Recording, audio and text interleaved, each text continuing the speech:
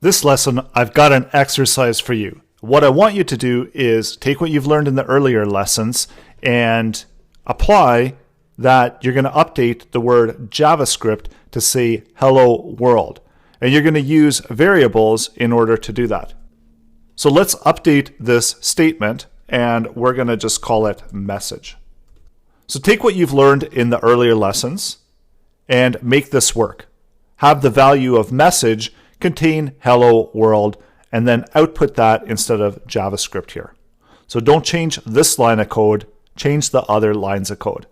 Pause the video, try it out for yourself, and try to fix this error where it says message is not defined. And that's actually a clue within the troubleshooting and debugging of what's wrong with this.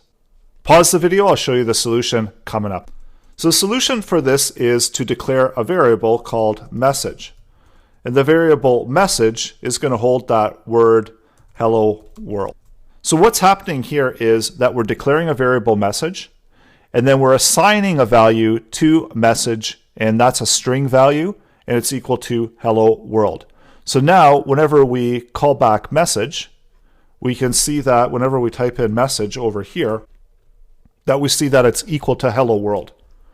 And that's why when we're updating the inner HTML of the H2 element with the value of message, it actually writes out whatever message we've got there. You can change this as well. You can do message hello world 5 and even customize your own message to suit your needs. Go ahead and try it out for yourself.